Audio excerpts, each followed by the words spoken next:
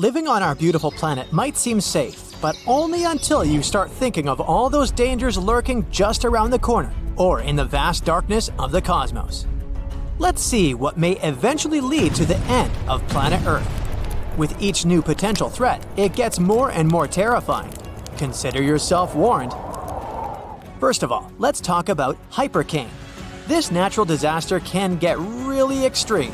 A hypercane is a theoretical hurricane of unsurpassed power.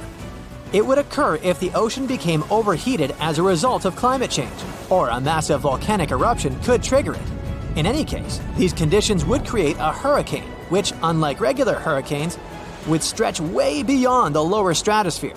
The speed of such a storm would reach 500 miles per hour. The pressure inside the hypercane would be so low that it wouldn't let it wear out as quickly as other hurricanes. The hypercane could last for weeks on end. But the worst thing? It would likely damage or even destroy part of Earth's ozone layer, and the hole could be the size of the entire North American continent. Then we've got super destructive tornadoes. A tornado is a violently rotating column of air. It usually extends from a thunderstorm and is in contact with the ground. Inside a thundercloud, warm, humid air rises upward, and cool air falls down along with rain or hail. Such conditions can lead to the appearance of spinning air currents inside the cloud. Interestingly, these air currents start out horizontal, but at one point they can become vertical and drop down from the cloud, becoming a tornado. Some tornadoes are narrow, rope-like swirls, but others turn into wild funnels. Tornadoes are ranked with the help of the enhanced Fujita scale.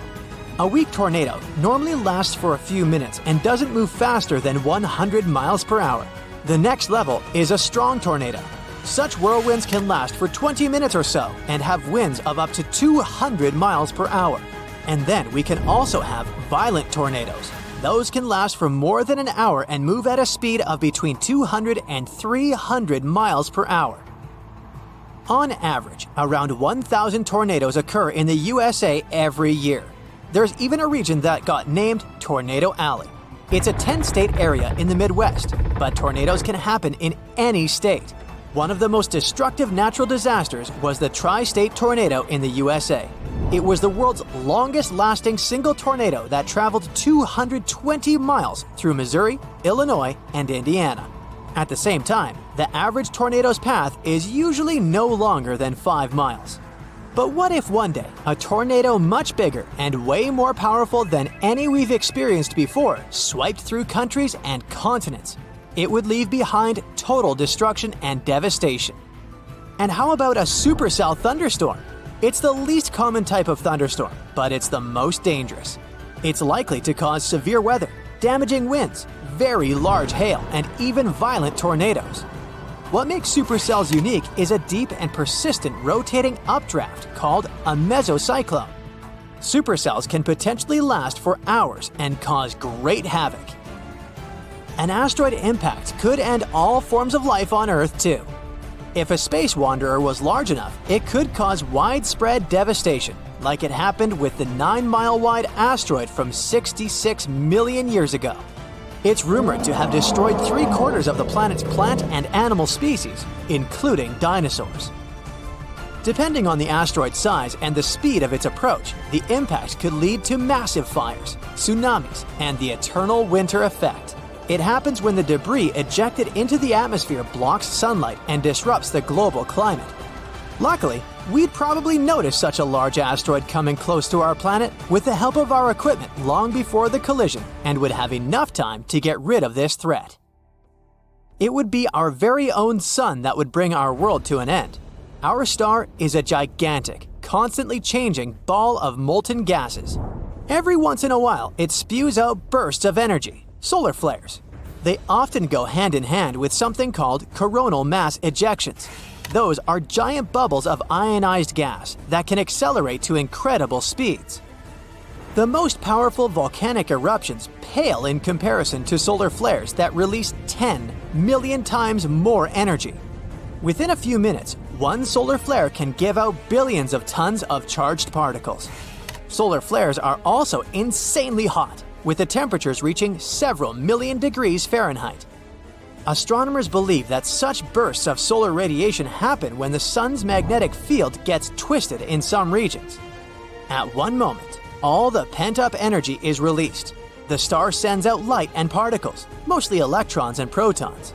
Most solar flares last for minutes, but some continue for hours. Scientists classify solar flares depending on how brightly they shine in X-rays. You aren't likely to notice the tiniest flares if you don't have special equipment. Medium solar flares lead to fleeting radio blackouts at the poles, but nothing too serious. It's X-class flares people should worry about. They cause the strongest and longest-lasting solar storms.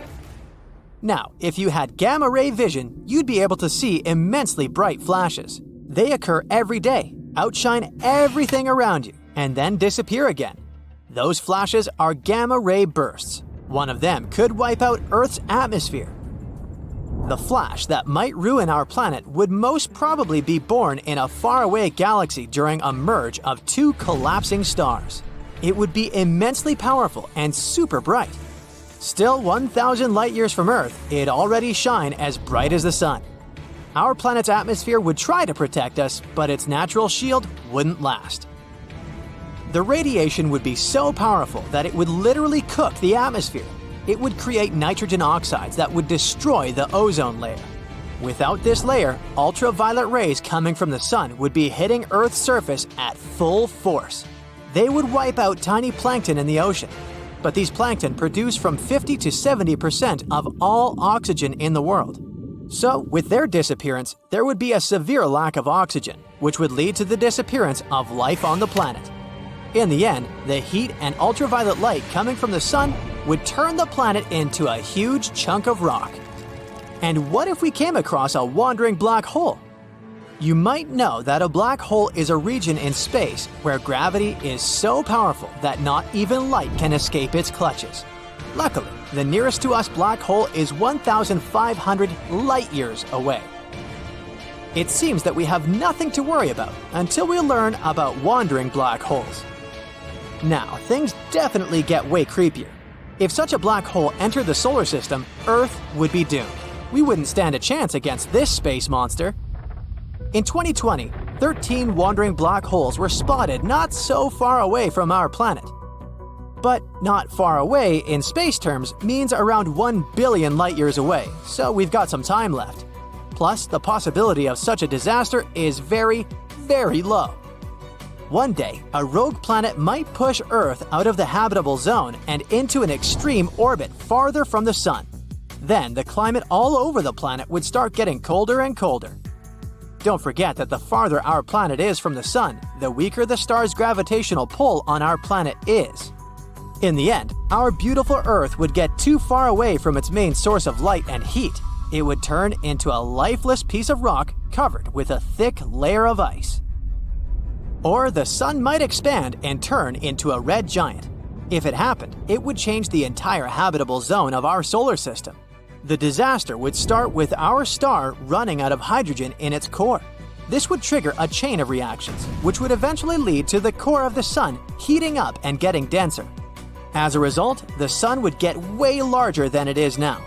During this transformation, the sun would swallow Venus, Mercury, and Earth. The air is bone dry and the wind is out of control. You feel like you're standing in front of a fireplace, but you're not. You're standing in your backyard about to grill up a feast when you suddenly see the trees shaking uncontrollably. Leaves are falling like confetti. The wind just blew your last piece of laundry into the great unknown. You look around and everyone else is just as confused and scared as you are. In the distance, you see a red horizon of fire in the forest and a large vortex touching the sky. You drop everything and make a break for it. You'll be lucky to outrun a tornado. They usually move at around 30 miles per hour, but can reach up to 70. Imagine running away from a giant twister, hurtling towards you at Usain Bolt speed. The roads are crowded with people trying to find shelter or just get out of town. You get in your car and try to start it, but the wind knocks a sign over. It smashes your windshield. Anyway, a big tornado's powerful enough to swing your entire car around. You gotta go on foot. Best bet? head for your buddy's house. They have a deep basement stocked with supplies. Whenever a tornado flies on by, try to take cover somewhere underground. If you don't have a basement, avoid any windows and try to stay underneath something sturdy to protect yourself. You're running to your friend's place. Everything around you is getting swept up by the insane winds. But when you turn around, you see the tornado turning reddish. You can barely see it because of the debris, but the spinning vortex, it's on fire. It's a fire tornado. These spinning flame winds can reach 140 miles per hour and can be between 15 to 150 feet tall and as much as 500 feet wide. These monsters occur when tons of smoke get whirled around, so the thunderstorm starts to act like a tornado.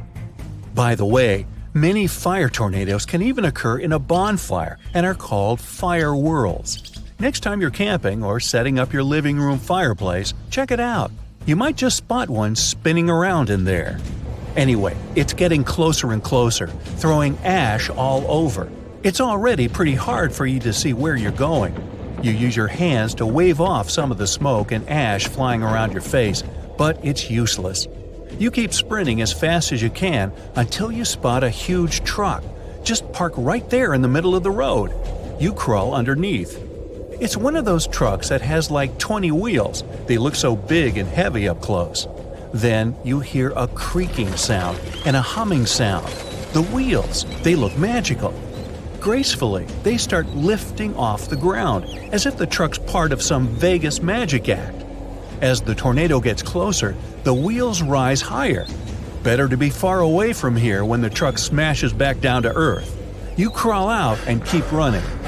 You find a convenience store to take cover in, making sure not to stand too close to the glass. You head as far into the store as you can, ready to wait this thing out. But all around you, the land is burning. This fiery twister is a monster, and it's charging towards you. You look out in the distance and see another fire tornado wrecking another part of the city. In order for a tornado to form, it needs open space. That's why many of the tornadoes you see on the news happen in the same part of the U.S., where there aren't many mountains and it's nice and flat. But of course, they can happen anywhere. It's not normal to see tornadoes in the bustling downtowns of America's biggest cities. They need a lot of open space for the rotating vortex to happen. But today is not a normal day. A tornado forms in a supercell thunderstorm. That's when you have two different air temperatures going at it. The vortex you see in tornadoes forms when warm air and moisture come in from above. Below, it's a mess. The end result, the huge spiral funnel cloud we see in every tornado movie. Meteorologists can predict tornadoes somewhat by monitoring the amount of moisture in the air. Every second counts, so keep the TV on next time there's a storm brewing near you. But this doesn't really apply for a fire tornado. The winds are getting stronger and you're feeling the heat even inside the store. Outside, spiraling flamethrowers are torching everything in their path. It may be too late to find an underground shelter. You improvise a way to help protect yourself by hiding underneath the cash register. And now, you can't see anything. There's ash everywhere and the windows are all smashed, thanks tornado. Ash is one of the most dangerous parts of a fire tornado, unless you're not really into breathing or seeing. Your best bet would be to stay as low as you can to the ground. Since smoke rises, there might still be just enough oxygen down there. Crawling your way along will prevent you from getting struck by any flying objects or debris. The fires are now spreading, and there's a lot more smoke. The trees outside have caught fire, and there are glowing embers as far as the eye can see. These embers can travel more than a mile and can start fires on their own. Now that it's really going crazy, stuff in the store starts flying about, like the smoke wasn't bad enough. You feel like you're inside a snack-filled erupting volcano. It's only a matter of time before the table you're hiding under will get pulled up into the air. The sound inside the store is intense, like sitting next to a jet engine. You can't tell if you're sweating from the heat or from adrenaline. But suddenly, you see someone at the other end of the store waving at you, trying to tell you something. They have an underground storage room. You're saved. But getting there is going to be a real problem. You see, the table screw's getting loose, getting ready to fly into the air. You find a bottle of water next to you and rip a piece of cloth from your shirt. By using a wet cloth, you're able to filter out some of the nasty stuff in the air to help you keep breathing. So you crawl your way out from underneath the table and make your way to the underground storage room. But the ground is covered with broken glass, and there are cans and stuff everywhere. Even the cans are starting to heat up. You crawl like a sloth, trying to avoid anything pointy. The fire tornado is still out there, and it's getting even closer. You finally make it, and the clerk pulls you down the stairs. It's dark, but there's a single battery-powered lamp to help you see. When it comes to fire tornadoes, it's best to just wait it out. Most of these firestorms don't last that long. So you relax, or try to, and wash your face in a nearby sink. You wipe off all the black ash from your face and breathe normally again. But as you get a bit more relaxed, you feel the ground shaking. Everything around you starts to fall. You and the clerk duck behind a pile of canned goods. Then the tornado takes it up a notch. The store above you gets lifted up off the ground. The only things left, steel and concrete foundations and a couple of random columns. The steel door that's separating you from the outside is barely holding it together. You can see the screws getting loose. You can actually see fire enter the storage room. Everything in the room gets toppled over in an instant. The wind is even louder than before. But then, it's over. Those few minutes felt like hours. You and the clerk climb out and see, well, not much to be honest. The convenience store looks like it got ripped off like a Band-Aid. And all around you, a town you can't even recognize anymore. The big problem with these fire tornadoes is the fires they leave behind. They can ruin towns, forests, farms, and lives. Check this out! There's a giant tornado heading towards you, and it's so fast. These twisters can move at crazy speeds of more than 250 miles per hour. Plus, they can carve a pathway 50 miles long and a mile wide. Sometimes you can see them coming clearly, while in some cases, low-hanging clouds or rain can hide them, so they sneak up on you and you don't even see them. And in most cases, a tornado can develop so fast that no one can even warn you in time if it's already too close. And now, this insane storm is really close. Maybe you have a couple of minutes to get somewhere safe. Do you have a basement? Go hide. Or maybe, I know this is a crazy idea, but what do you think about going inside a tornado to check what it would be like? Now, some tornadoes appear as rope-like swirls, while others have wide clouds in the shape of a funnel. And here's the second one, right before you. Look at these whirling winds born in a thunderstorm. They extend down from it to the ground. Many times, hail joins the party too. The U.S. itself has something like 1,000 tornadoes per year. Texas holds the record with about 120 tornadoes per year. A record not to be proud of. But you'll generally see most twisters in Tornado Alley, which is a stretch of land in the midwestern part of the U.S. They develop when warm, moist air coming from Mexico meets cool, dry air from Canada. These two clash and turn into a powerful storm that at some point can spawn tornadoes. And you'll see most tornadoes there between April and June, though lately some have come even in December. They can range from a regular dust storm to an incredibly powerful force that can carry away cars, large trees, and even houses. But this is a unique chance. You've never been this close, right? Plus, it's a gigantic one. You don't often get to see such a big one. Okay, ready then? It's getting closer. You feel the wind getting stronger while tossing dirt and debris in your face. You close your eyes and whoosh! You're inside, and it's crazy. Vicious winds are hurling and spinning you around.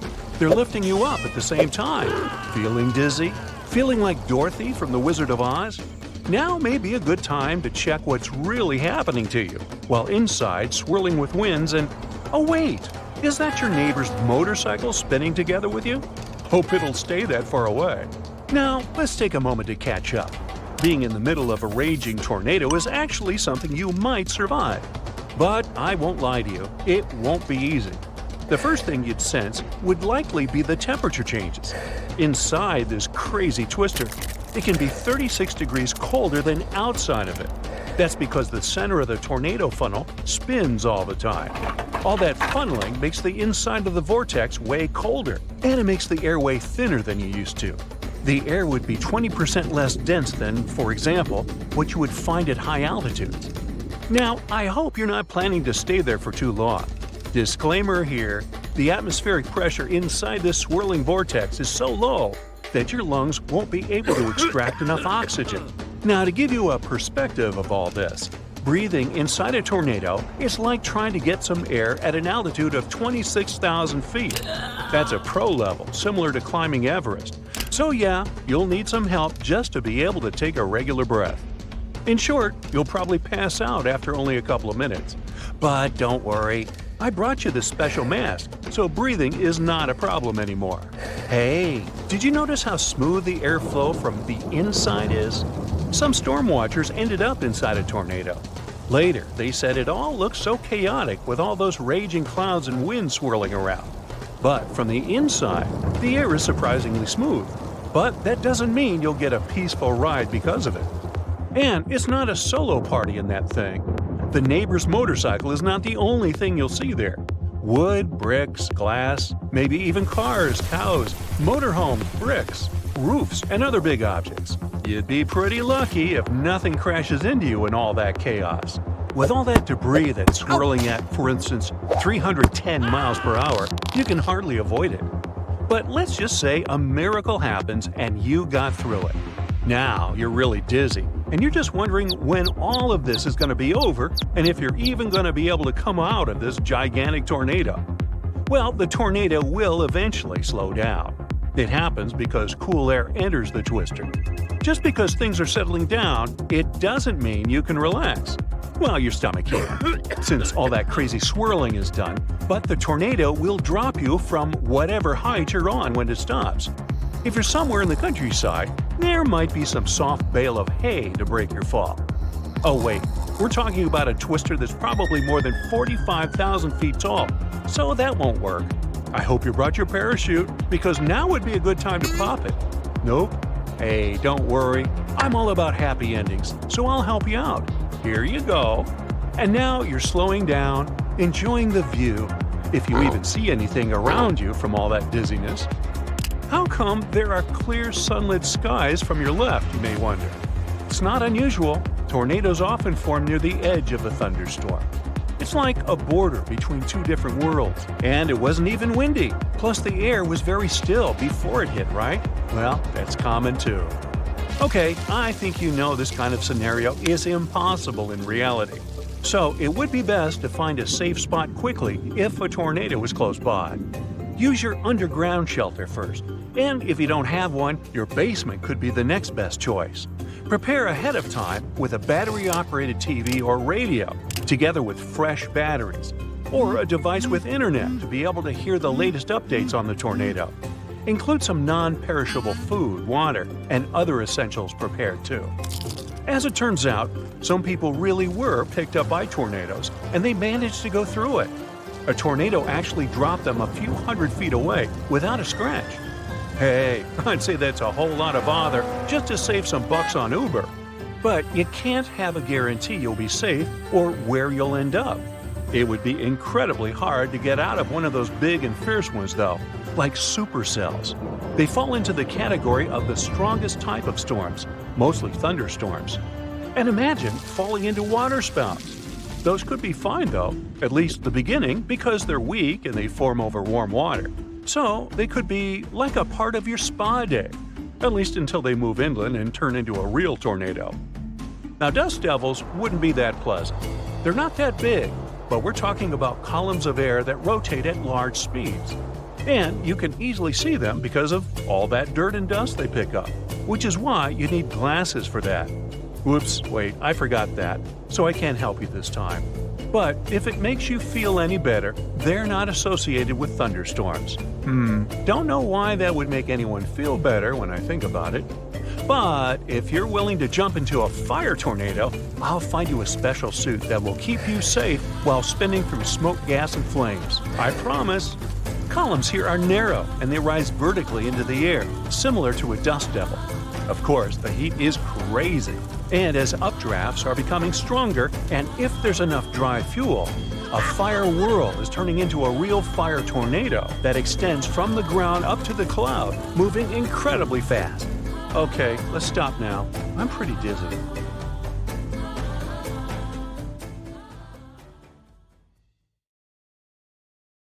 June 29th, 1764, seemed like a regular day in one small picturesque town in Germany, Waldeck. Residents were in church. Little did they know that a powerful storm was about to hit the area. It wasn't just an ordinary storm. It was a strong, swirling tornado getting closer and closer. It was an F2 tornado at the beginning, strong enough to uproot trees like oaks and beeches. But as time went by, it grew and became more powerful. It even picked up 2 children on its way and threw them into a lake. Something strange happened, too. The water level in the lake rose and then quickly retreated. Leaving the lake behind, the tornado struck a house, tearing off the roof and knocking down the walls. Then the tornado changed direction and headed east-northeast, increasing its intensity to F3 level. That's when something fascinating happened. A possible twin or satellite waterspout merged with the tornado along the shore of Lake Luzin. It was like 2 tornadoes coming together. It got wider and stronger, so it started snapping and uprooting solitary oak trees, flinging them 115 feet into the air. It left behind a barren landscape, removing crops, grass, and even topsoil. Back then, people couldn't even read or write very well, let alone use devices that could predict a tornado. This one was so strong it destroyed houses, barns, and even uprooted trees. Such a terrifying thing to see. But there was something special about the church people were in. It had strong stone walls, so they were safe inside, even though everything outside was getting destroyed. They didn't even realize how lucky they were until later. With winds estimated to be over 300 mph, it was unstoppable. The tornado traveled a distance of 19 miles and stretched to a maximum width of 0.6 miles. A raging storm threw tree branches so high, people believed they ended up in the atmosphere. Another strange thing about this tornado was that it occurred during a dry storm. There was very little rain reported, but the storm still managed to make such a mess. It even produced large hailstones, some as big as 5.9 inches in diameter. Just imagine chunks of ice that large falling from the sky. These hailstones caused significant damage to crops and properties, and everything else that was outside at that time.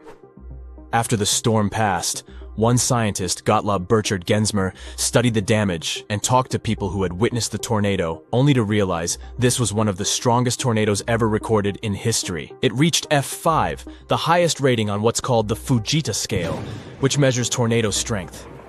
It took an hour for the madness to stop. Back in 1925, people in northeast Missouri didn't have an organized tornado warning system either. It took them by surprise when one day, in the early afternoon, they saw a tornado forming in that area. At first, it was a small one that briefly lifted off the ground. But as time went by, it started growing into a massive monster. Meanwhile, in West Frankfort, Illinois, some miners were working deep underground, about 500 feet below the surface. Suddenly, the power went out, and they knew something was wrong. They quickly started climbing up the shaft to get to the surface. When they finally made it, they were in for a terrible shock because of the devastating consequences of this giant tornado. The tornado didn't even stop there. It kept on making a mess as it traveled a long distance. It plowed through the land for a whopping 219 miles, all the way from near Redford, Missouri to the east of Princeton, Indiana. It moved at a crazy speed of 73 miles an hour. In one town, Murfreesboro, Illinois, the tornado wiped out a staggering 100 blocks of the town, plus another 70 blocks ended up destroyed by fire. In another town, Griffin, Indiana, not a single building was left standing. The tornado got weaker only at 4:30 in the afternoon. This tornado, known as the Tri-State Tornado, really made history as the worst and longest-lasting tornado ever recorded in the United States. In April 1965, people in the region of the Great Lakes started complaining about this weird heat. The forecast showed no storms for that area. It was because of thunderstorms sweeping across the upper Midwest of the United States.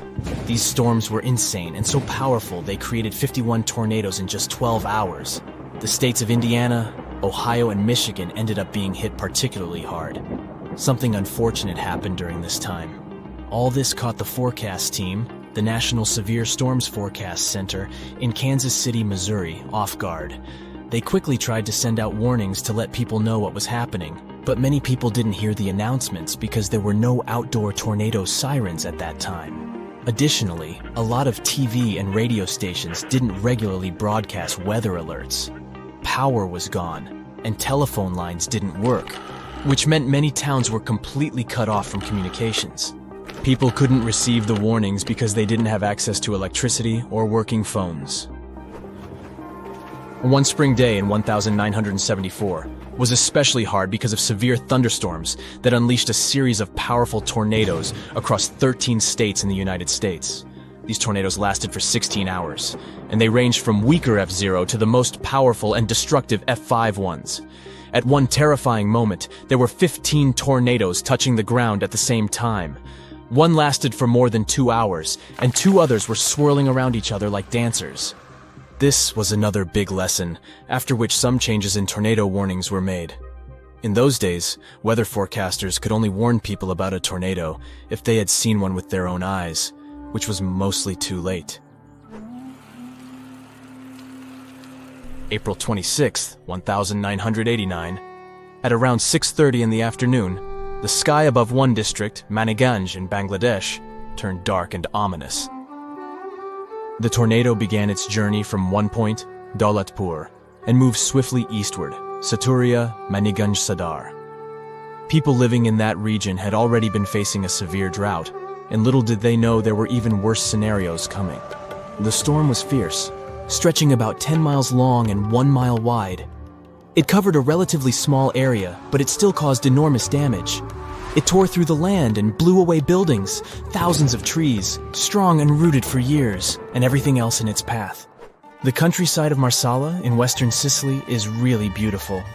But it wasn't so stunning on December 8th, 1851. 2 fierce tornadoes suddenly swept across the land, leaving nothing but chaos. As they moved, they brought along heavy rain and hailstorms, causing even more damage to the already vulnerable farmlands. One town, Castellammare, had an amazing harbor with plenty of ships, and it suffered great damage. The news of this devastating event reached far and wide, even making its way to the Illustrated London News.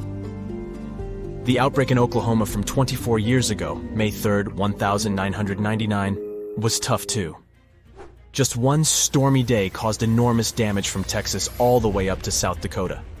At least 45 tornadoes touched down, and Oklahoma was hit the hardest with an F5 tornado. The story seemed familiar.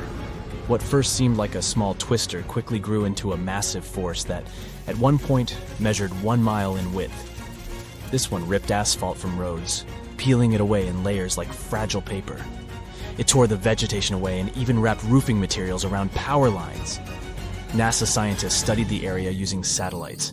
They realized it would take between 10 to 20 years for the vegetation to fully regrow in the region where the tornado left nothing but muddy, barren land. Oklahoma is in a pretty unfortunate spot when it comes to tornadoes. Take 1947 as an example. The Woodward tornado got named after the city it had struck. This monstrous tornado was massive. It reached 1.8 miles in width, and it raced forward at an incredible speed of around 50 mph. Before reaching Woodward, the tornado had already caused a lot of mess in other towns along its path.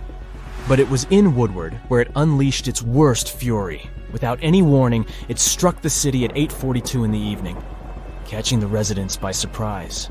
Communication with the outside world was cut off, leaving families uncertain about the fate of their loved ones. As if one tornado isn't enough, some areas get struck by a series of them. In 1908, an outbreak of tornadoes swept across the eastern part of the United States, from Texas to Georgia and then northward from Oklahoma to Tennessee. At least 34 tornadoes touched down. Nature showed no mercy. Buildings were torn apart, and once thriving streets were reduced to rubble. The Fujita scale measures tornado strength based on 2 things: the speed of the winds and the amount of destruction caused. F5 tornadoes are the strongest, most destructive ones. I mean, some people talk about F6 tornado with winds that could blow at over 300 miles per hour. If this one was passing by, you'd definitely know how Dorothy felt. Luckily, F6 exists only in stories, and Oz is the last place you are likely to end up at.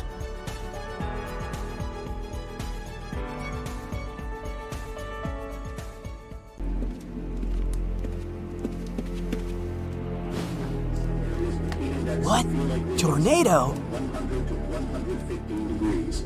Tonight, all of those entrances to Yellowstone National Park remain closed to visiting times all of this out. Oh no.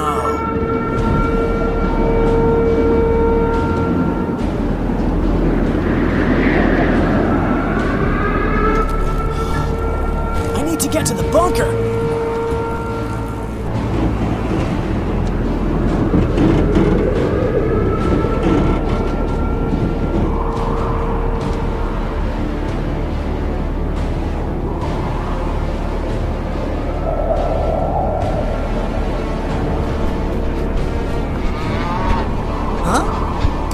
Get down from there!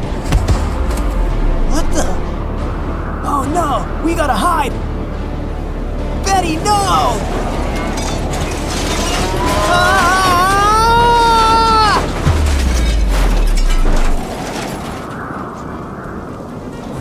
I'm alive?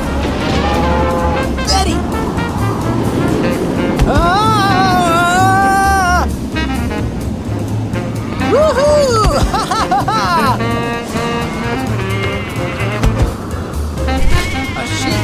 What the?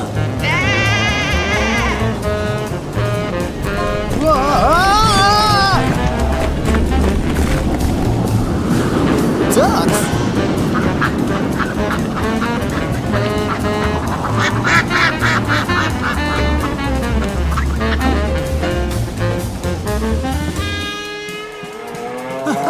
I can't believe we survived.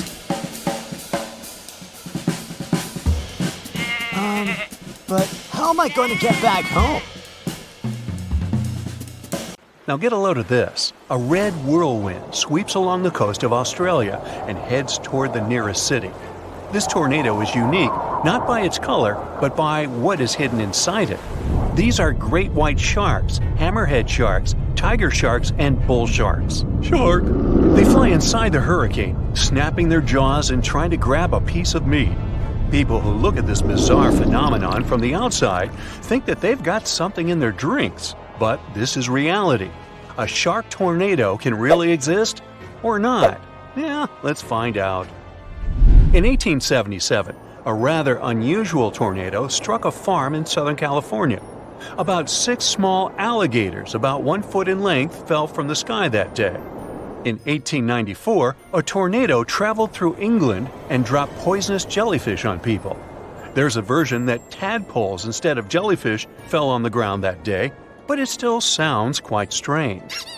In Kentucky in 1876, there was a black humor rain. Doesn't sound funny to me. Pieces of meat fell from the sky. The locals tasted them and said it was like mutton or venison. However, later, birds discovered that a flock of buzzards had flown over that area.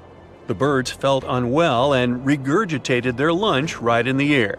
And then, I assume, so did the locals who tried it. In 1947, fish fell from the sky in Marksville, Louisiana.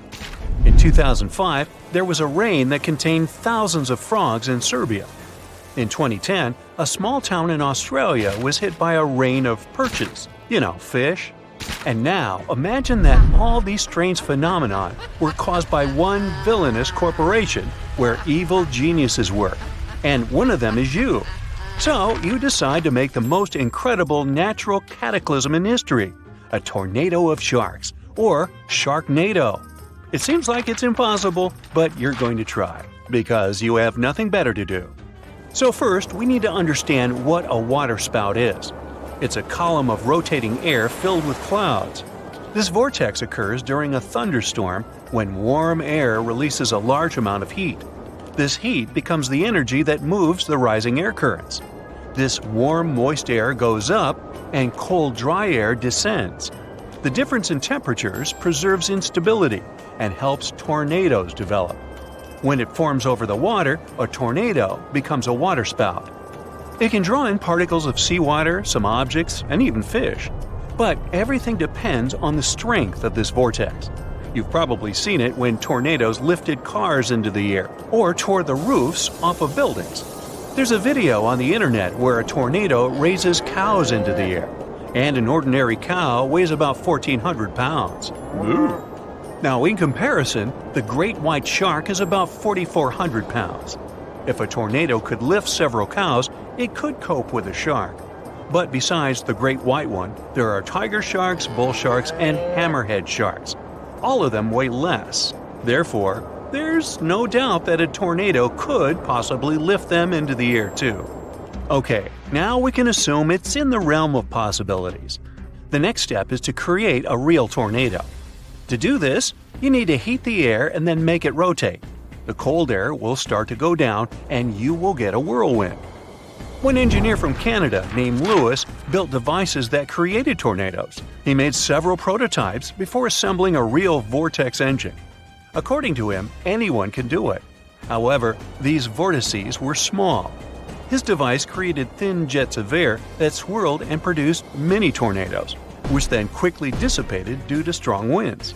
Lewis started developing this idea to get a new source of electricity, but he needed to create a giant vortex that would go into the sky to power several houses. He didn't have enough finances and opportunities to do this, but the place where you work has enough money to do it. You take the concept of the vortex engine and invest several $1 million. You build several large turbines that direct air to one point and then heat it with the help of a powerful generator. To give your tornado more destructive power, you electrify the atmosphere. You can control the tornado and change its direction using a special control panel. You little evil mad scientist, you. So you come to the coast of Australia, where there are many sharks of different species.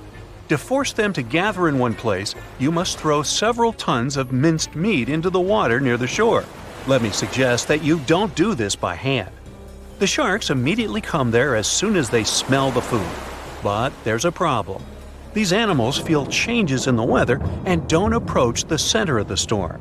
Therefore, to make sharks take risks, you need to make them angry and hungry enough. You go, Dr. Doofenshmirtz. You spend millions of dollars to organize large-scale fishing. You throw huge nets into the water, and within a week, catch all the fish, shellfish, and other marine life that can become dinner for sharks. You move all the prey into giant aquariums and wait for the sharks to get hungry. A few days later, you notice many big fish congregating near the shore, looking for food. Then, you buy a couple of tons of ground beef from several butcher shops. You put it in a large container and lift it with the help of a helicopter. You dump the meat in a place where you see a lot of sharks. Lunch attracts fish within a 1-mile radius. At this moment, a large ship with the tornado generator approaches the shore. Hey, can't quit now, right? You start the engines and strong flows of warm air accumulate in the sky. Electricity flashes and condensation creates rain. A powerful vortex begins to form in the sky. You control it and direct it towards the sharks. The whirlwind pulls pieces of ground beef from the water. The dust particles mix with the meat and the tornado turns red. Oh, I think I'm gonna barf. You increase the strength of the wind and see how the sharks begin to rise into the air. More precisely, they jump out of the water to grab the meat and the tornado picks them up. When several sharks are inside the vortex, you direct them toward the shore. People are running in horror. Some sharks fall back into the water and some fall to the beach. The hammerhead shark falls right into the kitchen of a coastal restaurant and eats the whole menu. The shark is also a pig. You direct the sharknado into the city. The storm lifts trees and cars into the air and rips off the roofs of houses. Some sharks fall down to the streets. People are running in different directions. The shark vortex passes through the city, scattering sharks. Of course, sharks don't crawl on the ground and don't try to eat people. They're just in shock and don't understand what's going on. Hey, what can I say? It's a PG sharknado. Even in the ocean, sharks don't like to bite people. All attacks occur because sharks mistake them for seals or other sea creatures, which all look like food. Also, toothy fish can swim up to people out of curiosity. And now they're disoriented and having big breathing problems. Fish need a constant flow of water passing through their oxygen-extracting gills. Depending on the species, sharks can last without water for several minutes to an hour. At this moment, you realize that you have carried out not a villainous plan, but a stupid thing that has caused so many fish to suffer. Now, you need to fix everything. You have several helicopters that can transport the fish back into the ocean, but they're twitching and snapping their jaws in fear. Therefore, to calm them down, you use darts with sedatives. Then you help rescuers to fasten the sharks to the helicopters and lift them into the air. You have to get one fish out of an apartment on the 7th floor. Another shark was lying in the park. A hammerhead caused a big traffic jam on the road, and this tiger shark fell on a fire truck. Fortunately, they all have tough skin and strong muscles that protect them from damage. You pick up all the sharks and move them back to the ocean. No one and nothing has been hurt except for one thing: your reputation. You have failed your villainous plan and need to develop something new. This time, you'll create something that will really terrify people. You will invent a YouTube channel with nothing but ads. Alternate ending.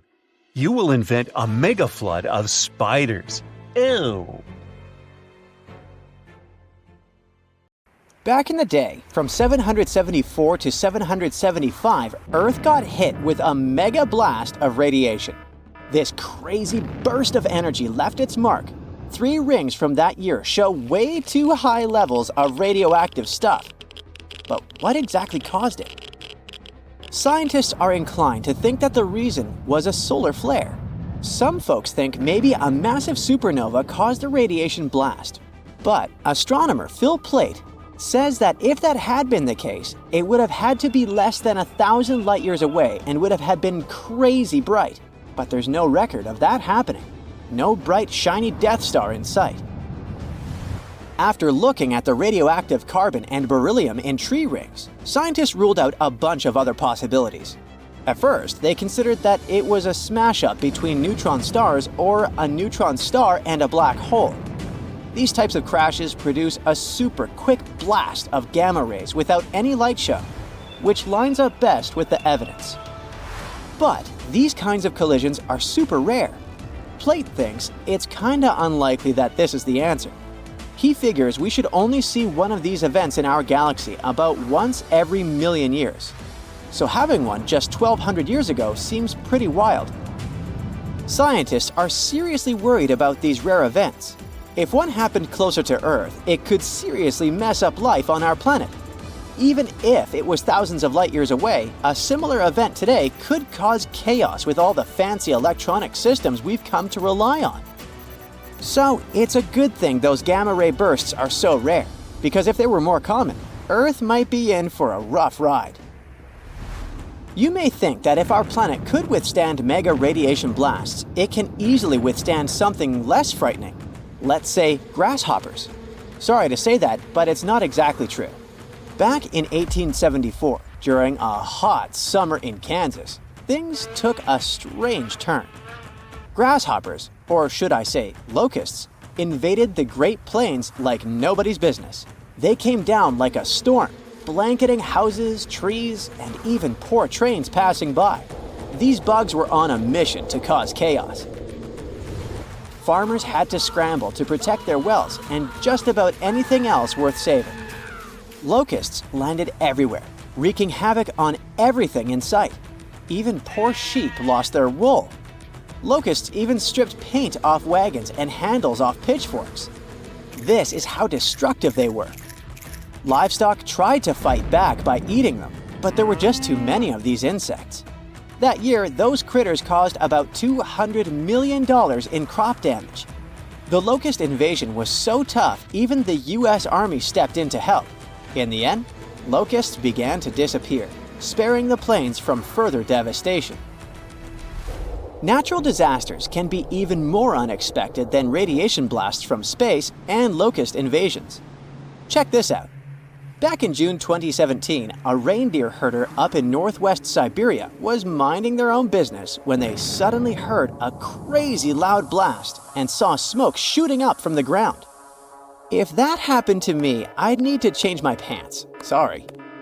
Later on, they found this huge hole that was like 23 feet wide and nearly 65 feet deep and was surrounded by chunks of ice and dirt.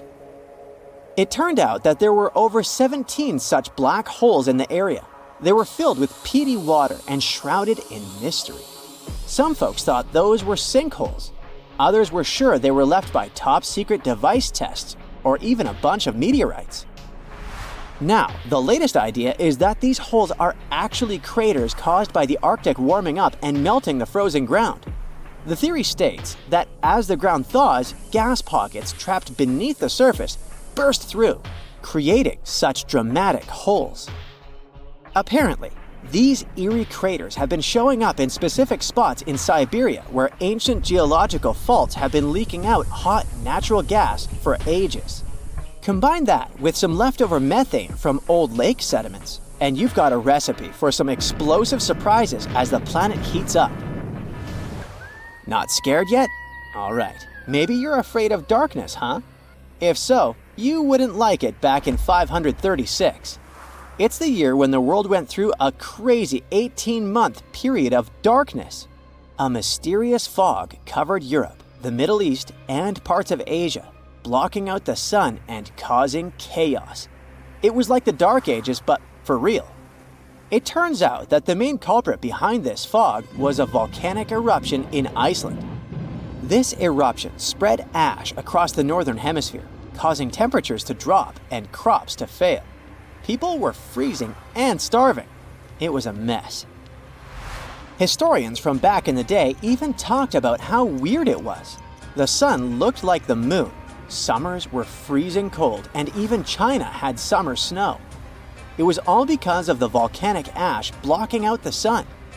And to make things even worse, this period of darkness sparked the beginning of the bubonic plague in 541.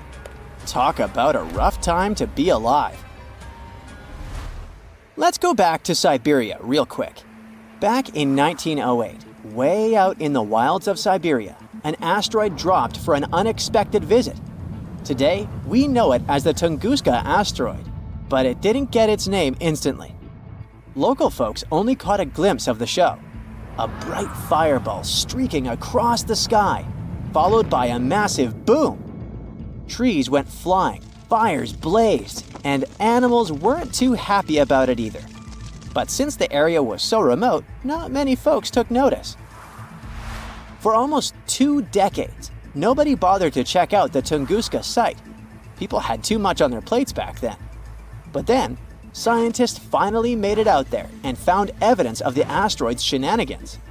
Later in expeditions, they found some spacey microparticles.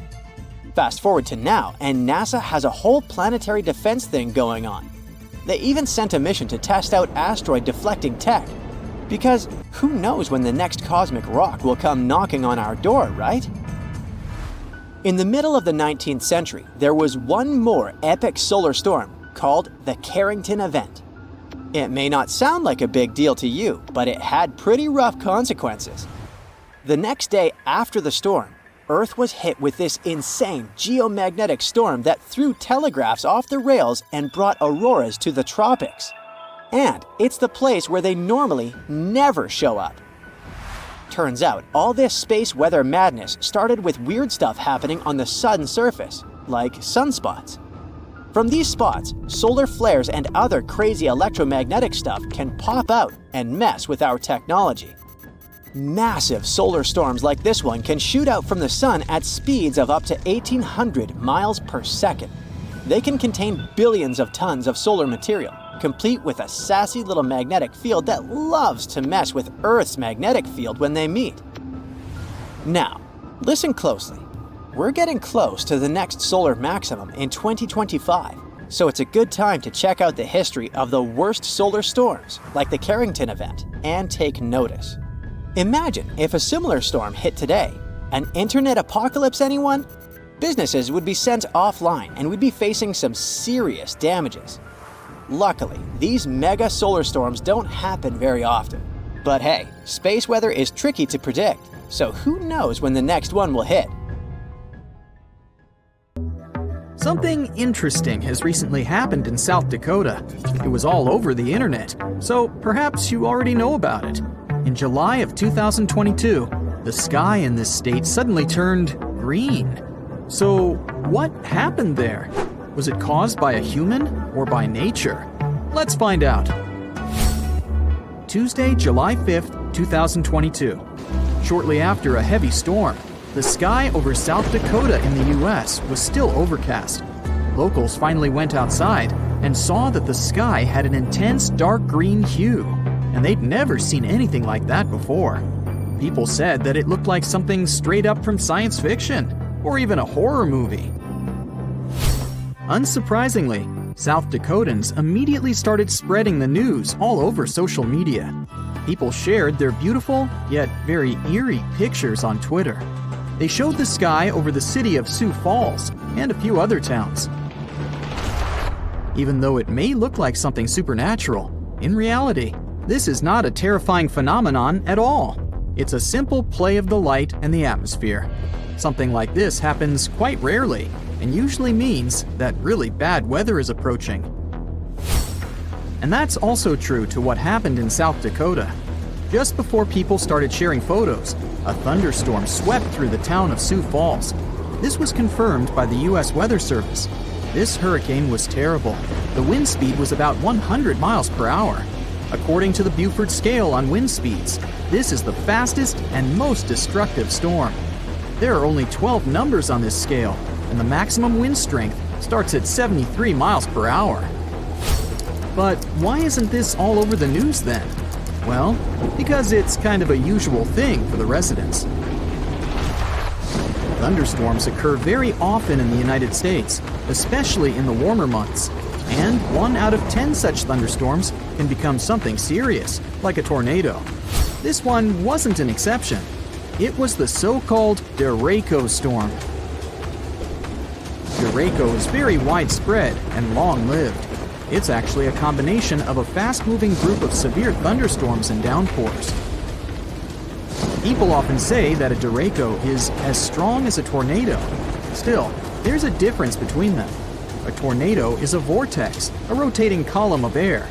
It's usually about 500 feet in diameter, although sometimes its width can reach up to 2.5 miles. I don't envy those who would stumble upon that. But the main point is that they rotate. The wind moves very fast in a circle, near some invisible center. A derecho is a strong thunderstorm, or a system of strong thunderstorms with straight-line winds. In other words, it doesn't spin. Instead, the derecho chooses a point somewhere and simply runs to it, like a very motivated marathon runner. If we compare a derecho to an ordinary tornado, the latter has 6 levels of strength, from 40 to 380 miles per hour. So, a derecho is kind of like a small, average level 1 to 2 tornado. Usually, its speed is within the range of 73 to 113 miles per hour. And, in both cases, they can be accompanied by severe thunderstorms, lightning, and rain. But still, these are different things. A storm becomes a derecho if the damage trail left by it exceeds 240 miles, and if the wind speed is at least 58 miles per hour. It's quite difficult to predict. It can form even on a clear day, when meteorologists don't even anticipate any storms. And then, the winds appear suddenly. It's so surprising that they may even feel explosive. But the National Weather Service tries to warn people at least half an hour or an hour before this happens, so that residents have time to prepare and hide. It wasn't any different this time. The storm swept through almost all of South Dakota, as well as the states of Minnesota and Iowa. The consequences were quite serious. More than 30,000 people were left without electricity. Fortunately, people were fine. That's because the locals are pretty used to derechos. However, the green sky is something different. It became a very unusual sight for the locals. Everyone was wondering why it happened. Was it a bad sign or a normal weather phenomenon? Well, to be honest, scientists don't have an exact explanation. But although there are only assumptions, they sound pretty convincing. A green sky is a very rare phenomenon. Most scientists think that this happens when a powerful storm approaches the area before sunset or sunrise. Then the sky will turn green in this area. NBC meteorologist Bill Cairns, who once faced a similar event himself, suggests that the green sky appeared because of the huge hail before the storm. First, let's talk about why the sky looks blue, or any other shade, depending on its mood. In short, the sun simultaneously carries all the rays of the color spectrum. It may seem white to us in total, but it actually has all the colors at the same time. However, these color waves all have different lengths. For example, blue rays are shorter than the other ones. They jump away from the air molecules better than the red waves, so they reach us faster. Because of this, on a regular clear day, the sky seems blue. At the same time, red and orange color waves are very long and move slower, so they're usually left behind. But when the sun goes below the horizon or rises, the rays' directions change, and these waves reach us better. It all means that even if the sunrises and sunsets seem red and orange to us, in fact, there are still blue and green waves among them. But they have to bounce off something to reach us faster and become stronger than the red rays. Have you guessed what I'm getting at? This is where the water comes into play. Clouds are made up of water droplets. When they become large enough, but don't fall yet, for example, due to strong winds, they affect how the light behaves in the sky. Large, heavy storms mostly consist of water and hail, and water reflects blue and green rays best of all. That's exactly the reason why the water in rivers and lakes seems bluish-green to us, although in reality, it's transparent.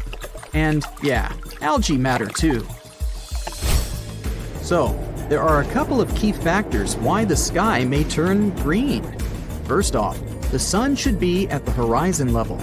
Another factor is that while the storm clouds are approaching, they shouldn't cover the sky completely.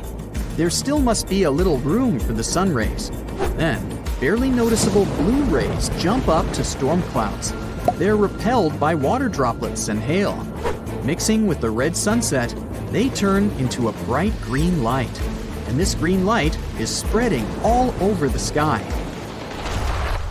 That's why in most of these cases, when the sky turns green, people can only see it in the evenings. Yeah, it can also happen in the middle of the day. But since the conditions are already quite specific, seeing something like that during the day is even rarer. Still, if you see a green sky, you don't need to panic. It doesn't necessarily mean that a terrible storm is approaching. The chances are high though, but still, it's not a rule. It can be just heavy rain or a heavy hail. In other words, if you see a green sky, then you'd better hide, and hide your car. However, if you were lucky enough to see the stunning sky from the comfort of your own home, it's indeed very exciting. If you get a glimpse of something like that, just know that you had a chance to experience something very rare and special. Some people said it was the most incredible thing they had ever seen.